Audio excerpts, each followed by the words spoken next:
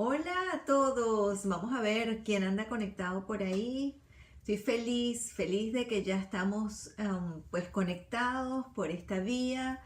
porque hoy estamos destinando este espacio y este tiempo para responder todas las preguntas que me han hecho a lo largo de estas semanas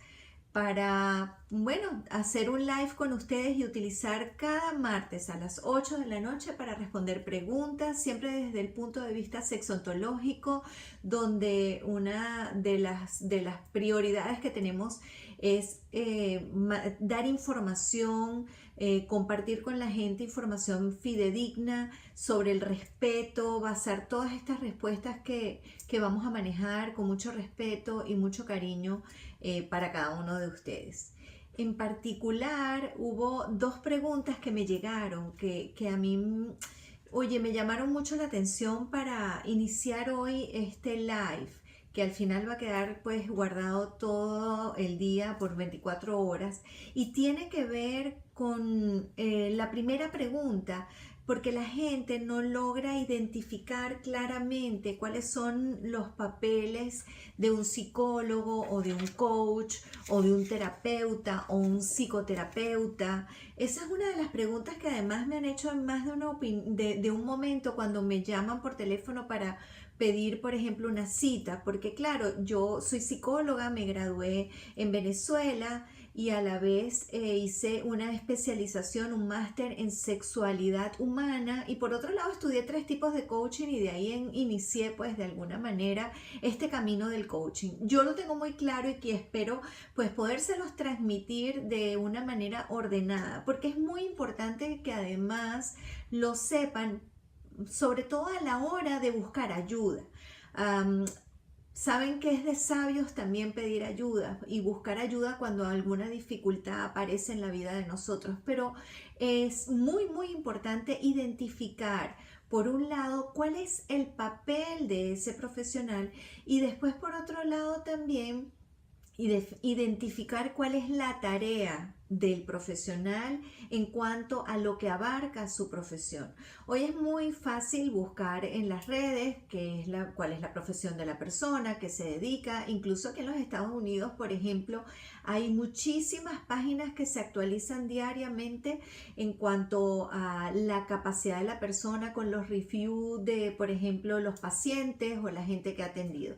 Eso es mundial, pero aquí en Estados Unidos además se guarda con mucho respeto porque además son parte del buró de, por ejemplo, hospitales. Así que es importantísimo estar pendiente de lo que se consigue a través de ese material que hay en las redes. Y después entender qué es cada profesión. Fíjate, aquí me están preguntando de nuevo, ¿cuál es la diferencia entre un psicólogo y un coach? Y hay enormes diferencias. En principio, debo de decir que también me gustaría hablar, por otro lado, de lo que es un psicoanalista o un psicólogo clínico o un psiquiatra como formas de trabajo. Porque está el psicólogo que finalmente estudia psicología y estudia la conducta humana, pero está el psiquiatra que es un médico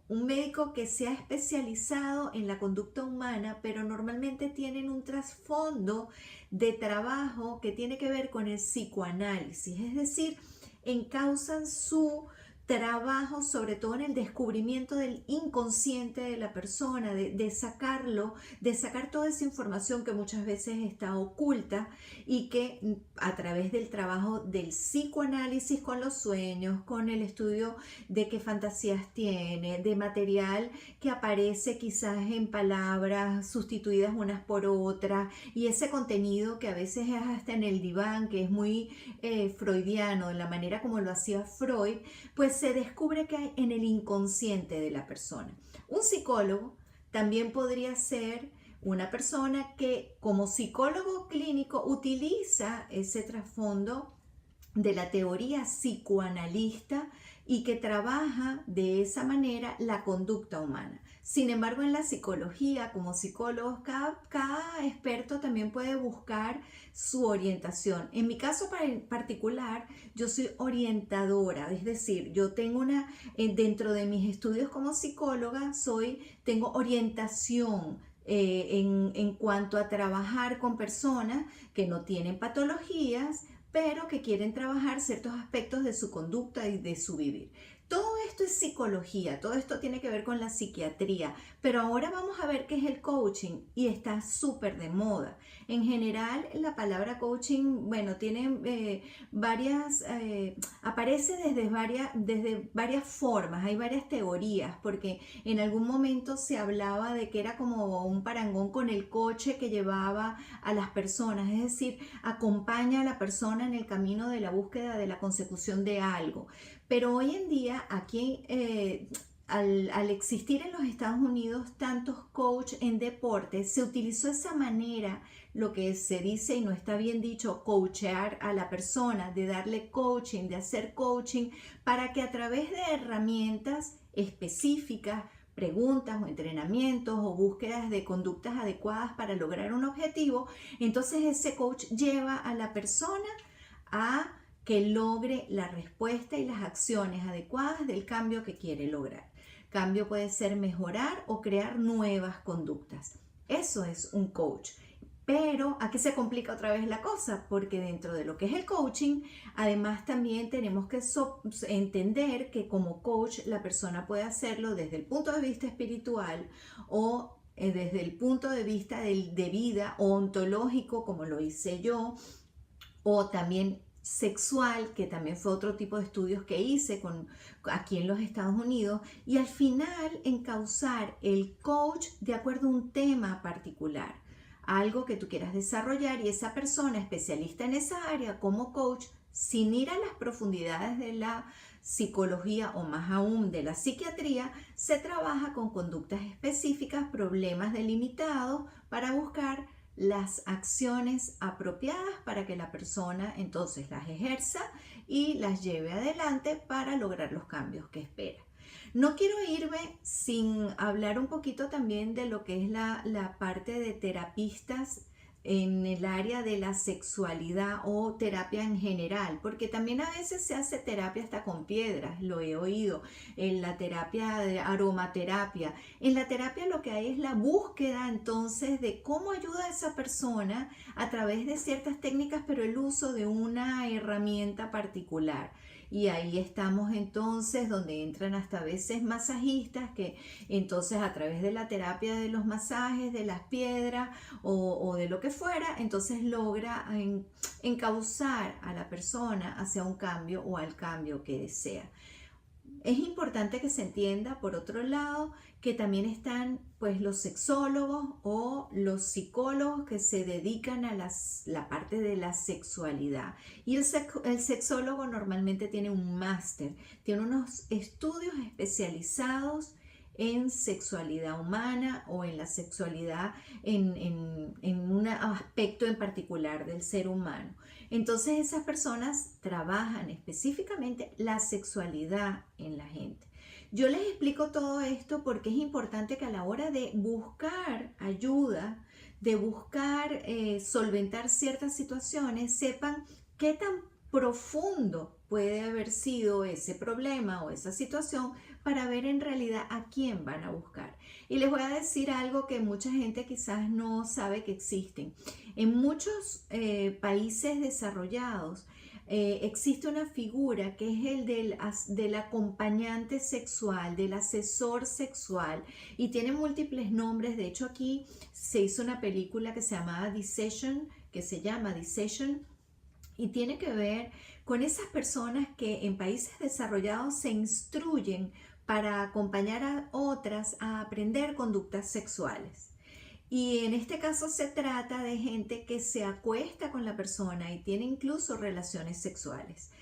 Para muchos podrían decir, bueno, pero estas personas son prostitutas entonces o prostitutos porque se acuestan con esta gente para tener sexo. Está incluso bien delimitado. Y yo no digo que esté bien o mal, eso es una decisión de cada quien, la profesión que quiera tomar. De hecho, una parte importante de esta gente dice que no son para nada ni siquiera infieles, simplemente sus parejas conocen cuál es el trabajo, lo pueden ver en esa película, Decision, para que vean en realidad el trabajo que hace esta chica y que es basado además en una historia real, donde por ejemplo personas que tienen hemiplegia, personas que tienen algún tipo de problema físico, bueno, estas personas los acompañan para tener relaciones sexuales y tener consecución de placer. Así que bueno, les he dado en cuanto a estos conceptos un paseo de las distintas profesiones que pudieran estar relacionadas con la sexualidad para que poco a poco pues vayan buscando si quieren más información o me ya mandan preguntas específicas acerca del tema y yo con todo gusto se las voy a responder. Pero también es importante que sepan que hay muchísimo para buscar ayuda, que no se tienen que por qué quedar con dificultades en la sexualidad o en la pareja, porque hay mil maneras de poder llegar a la solución de esas situaciones. Así que bueno, sigo esperando por ahí si tienen algún comentario que con gusto se los voy respondiendo. El otro tema que además de habérmelo mandado por las preguntas y decidí hoy colocarlo acá, pero también aparece muchísimo en consulta. Y no solo en consulta, sino también en esa reunión entre amigas, y yo sé que me lo han confesado también los hombres, muchas veces en términos de comparación, por ejemplo en los baños, y es el tema del tamaño del pene. Y aquí vamos a hablar, en un principio, vamos a tocar el tema desde el punto de vista pues fisiológico. Es realmente importante el tamaño del pene decir, para poder decir si la persona es adecuada y si tiene, bueno, no sé, está como dicen por ahí de forma coloquial, bien dotada. Bueno, yo les voy a contar algo que para mí es importante que lo sepan. En general, estas mediciones cambian de acuerdo también como cambia todo, de acuerdo a la raza, a la edad y a una serie de factores externos. Pero hay una medida media, pues, que tiene que ver con que el pene, cuando no está en erección, cuando está flácido, mide alrededor de 9 centímetros y que cuando está en erección, en general, la mayoría de los hombres les llega hasta un promedio de 13 centímetros. Esto quiere decir que aun cuando el pene sea grande o pequeño, al final está en esas medidas. No siempre un pene grande crece muchísimo más y no siempre un pene pequeño crece poco. Así que esto lo que me dice es que lo importante en cuanto a cuán largo es, también depende, pues bueno, de la propia naturaleza y que al final la mayoría de la gente, de los hombres, están en ese promedio. Sin embargo, y esta es la parte que yo quiero conversar con ustedes, las mujeres en general, cuando hablan entre amigas, aun cuando puedan hablar de si es grande o no, si es largo o no, normalmente manifiestan en consulta y entre amigas y en terapia que lo más importante es el grosor, más que lo que es el largo. Yo les voy a recordar que el canal de la vagina está ahí y lo importante son las terminaciones nerviosas que hay alrededor de todo el canal de la vagina. Entonces, claro, en la medida en que quizás es un poco más grueso, quizás haya más estimulación. Pero la cosa se complica y se complica porque también depende de las diferencias individuales, cuán sensible está la persona, si tiene buena estimulación o si tiene buen nivel de excitación, y por otro lado los gustos personales, y complicándolo aún más, las posiciones que se adoptan a lo largo de la relación sexual, porque definitivamente hay posiciones que favorecen mucho más la penetración con profundidad y hay otras posiciones que no la favorecen tanto. Ahora, como siempre digo, por otro lado, es importante que sepan que la sexualidad en realidad, cuán placentera es o no, no podemos dárselo al otro como responsabilidad. Aquí interviene la propia voluntad. Aquí interviene el hecho de que la persona se centre en el aquí y en el ahora, que disfrute, que se prepare, y en términos generales como pareja también es importante que esa pareja se dé el tiempo de estimularse, de besarse, de tocarse para poder llegar a un momento de excitación lo suficientemente bueno como para llegar a la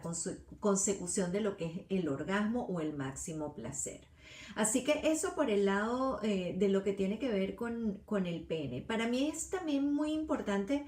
que asuman que el darle demasiada importancia a este tema a veces le quita a lo que es el encuentro sexual un poquito diría yo, de la magia. Porque la verdad es que la vida uno no va por la vida midiendo de qué tamaño es el pene y de qué tamaño no lo es, tanto como mujeres como hombres. Aquí lo importante, y aunque es parte de un chiste coloquial, bueno, también tiene que ver con la pericia, la habilidad sexual de esa persona, porque si lo tiene muy grande o muy chiquito, pero realmente no es una persona apasionada, una persona que es sensual, una persona que en realidad sabe cómo estimular las zonas erógenas, una persona que está dedicada, que se centra en el aquí, en el ahora, entonces ese hombre podrá tener el tamaño de pene que sea, pero seguramente no va a ser lo satisfactorio que podría llegar a ser si se centra en ese momento de esa manera. Hay un trastorno que se llama dismórfico, que tiene que ver con la obsesión de darle importancia extrema al tamaño y a la forma del pene. Y muchas veces eso termina siendo hasta un poco patológico porque la persona nada más piensa en eso, se compara, solo tiene como centro de angustia y de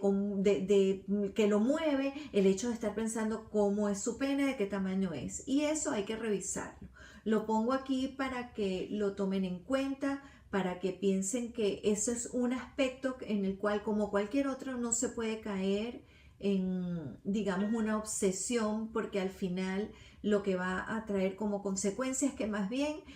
se quite el momento mágico, el momento de compartir, el momento de dar lo mejor de sí en un encuentro sexual donde puedan más bien tener intercambio de emociones, intercambio de afectos o intercambio de placer corporal. ¿Por qué? Bueno, porque la mente es al final de cuentas lo más importante en el momento de la relación sexual. Cuando se entregan al coito, cuando se entregan a estar en un intercambio corporal que va más allá seguramente de fluidos, porque estás entregando también,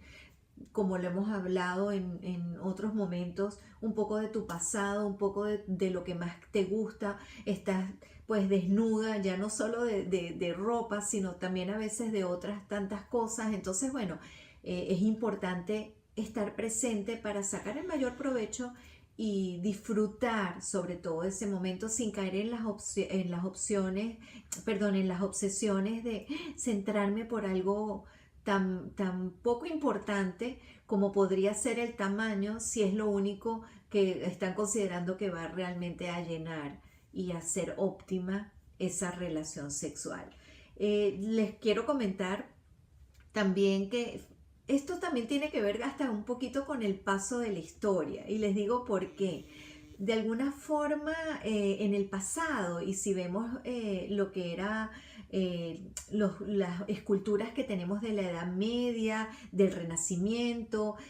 por ejemplo el mismo David, ahí se hacían esculturas donde el miembro, el pene no era expuesto como algo enorme. ¿Y saben por qué? Porque en ese momento se consideraba que incluso un pene pequeño hablaba de que la persona le daba más fuerza al intelecto del ser. Es decir, que no se consideraba ese valor como lo más importante, sino que la persona desarrollara otro tipo de belleza que va más allá del tamaño del pene o lo físico. Y sin embargo, bueno, ya todos sabemos cuán